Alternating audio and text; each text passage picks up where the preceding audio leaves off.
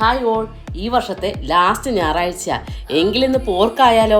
വരാപ്പുഴ ബൈപ്പാസിനോട് ചേർന്നുള്ള ഈ ചേട്ടൻ്റെ കടയിൽ നിന്നാണ് ഞങ്ങൾ പോർക്ക് വാങ്ങാറ്. തൊലി കളഞ്ഞ് 2 കിലോ നെയ്കിറവുള്ള പീസ് നോക്കി എടുത്തു. കൂർക്കയിട്ട് വെക്കണം.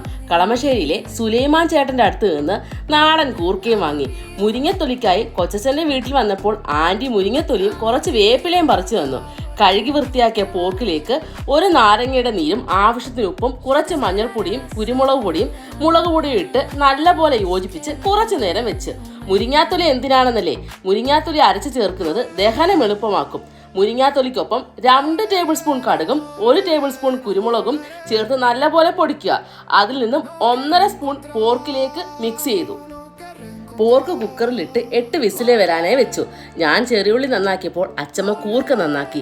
പോർക്ക് വെക്കുമ്പോൾ വേറെ എണ്ണ ഉപയോഗിക്കാറില്ല. പോർക്കിൻ്റെ നെയ്യിൽ കുറച്ച് കറിവേപ്പിലയും ഇഞ്ചിയും വെളുത്തുള്ളിയും മൂപ്പിച്ച് ചെറിയുള്ളി ഇട്ട് വഴറ്റി. അതിനിടയിൽ കൂർക്ക കഴുകി വൃത്തിയാക്കി കുറച്ച് മഞ്ഞൾപ്പൊടിയും ഉപ്പും ആവശ്യത്തിന് വെള്ളവും ചേർത്ത് വേവിക്കാനായി വെച്ചു. വഴറ്റിയ ഉള്ളിയിൽ മുളക് പൊടിയും മല്ലിപ്പൊടിയും ഗരം മസാലപ്പൊടിയും ചേർത്ത് ചെറുതായി മൂപ്പിച്ചതിലേക്ക് വെന്ത ഇറച്ചിയും ഇട്ട് നല്ലപോലെ ഇളക്കി ചെറുതീയിൽ അടച്ചു വെച്ചു. കൂർക്ക പകുതി വേവായിട്ടുണ്ട്. ഇറച്ചിയിലേക്ക് കൂർക്കയും കൂടി ചേർത്ത് 1/4 മണിക്കൂർ ചെറിയ തീയിൽ അടച്ചു വെച്ച് വേവിച്ചു. ബ്രെഡാണ് ബെസ്റ്റ് കോമ്പിനേഷൻ. പക്ഷെ ചേട്ടന് പുട്ടും കൂട്ടി കഴിക്കാനാണ് ഇഷ്ടം. കായിട്ടും പോർക്ക് വെക്കാമേ. കൂർക്കയിൽ നല്ലപോലെ നെയ്യൊക്കെ പിടിച്ചിട്ടുണ്ട്. ആഹാ, ഞങ്ങളുടെ ഞായറാഴ്ച സ്പെഷ്യൽ സൂപ്പർ. എങ്കിൽ എല്ലാവർക്കും 2025 ലാസ്റ്റ് സൺഡേ വിഷസ്.